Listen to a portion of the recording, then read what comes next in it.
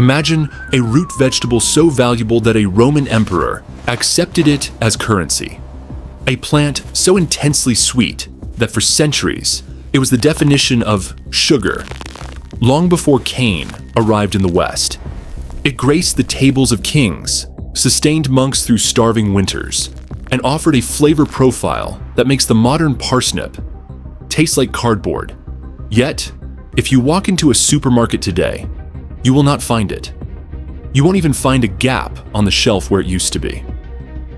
This is not a story about a crop that failed because it was weak or tasted bad.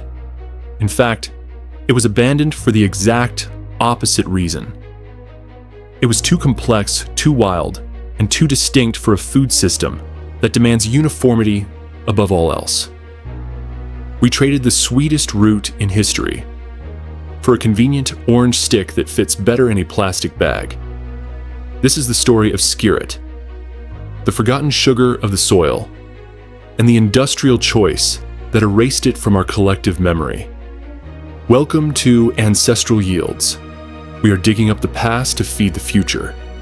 Part 1. The biological anomaly. To understand why we lost Skirret, you first have to understand what it is. Psyum cisarum is not just another root crop. It is a botanical anomaly. Most roots we eat today, carrots, turnips, are biennials. It's a cycle of constant labor.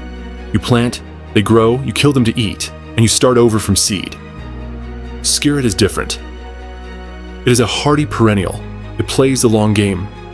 Plant it once, and it establishes a permanent colony. Below the soil, it refuses to form a single, polite taproot. Instead, it explodes into a cluster of twisted white fingers known as fascicles. It looks less like a vegetable, more like a hidden treasure hoard. This root system is an energy battery, because the plant is designed to survive brutal winters. It packs these roots with intense concentrations of natural sugars to act as antifreeze. Part 2. The numbers.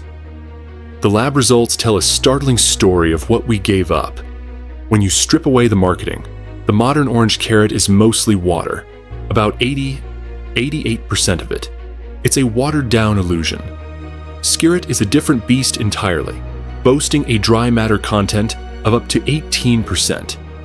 That means for every bite, you are getting nearly double the actual sustenance and mineral density compared to modern crops. And then there is the energy.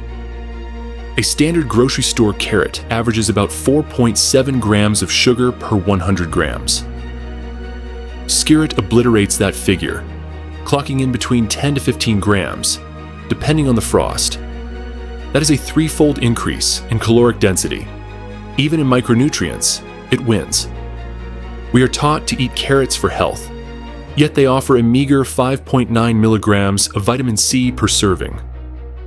Skirret delivers upwards of 25 milligrams. This is the plant's superpower. While other crops rot or turn bitter when the ground freezes, Skirret gets better. The colder it gets, the sweeter it becomes. Mid-roll call to action. If you think a vegetable that beats modern crops by 300% deserves a comeback, hit that like button and subscribe to the channel. We are building a community to uncover the lost crops of history, and we want you growing right alongside us. Now let's see why the emperors valued this root more than gold.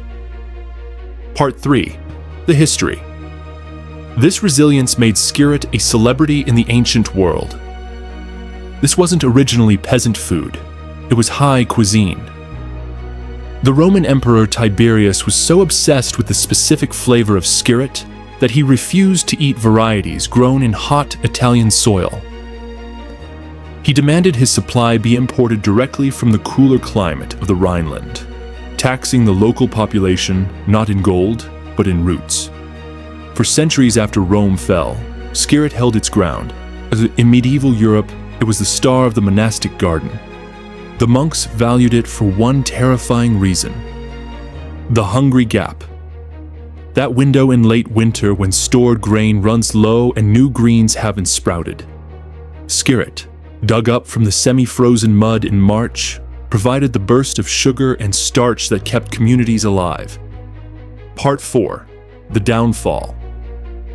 So how did a plant with such a royal pedigree vanish? The downfall didn't come from disease. It came from a shift in human psychology triggered by the agricultural revolution. We moved from growing to eat to growing to sell. Enter the orange carrot. Before the 1600s, carrots were purple, white, or woody. But Dutch breeders refined a strain that was distinctively orange to honor the House of Orange. But they didn't just breed for color, they bred for geometry. They created a uniform tapering cone that could be pulled in one motion and wiped clean. It was the perfect unit of commerce. Skirret stood no chance against this visual revolution. Its twisted, gnarly fingers looked messy next to the sleek, modern carrot. We began to eat with our eyes. But the final nail in the coffin was mechanization. Those clustered roots, the fascicles, are a nightmare for machinery. They trap dirt. You cannot run Skirret through an induster.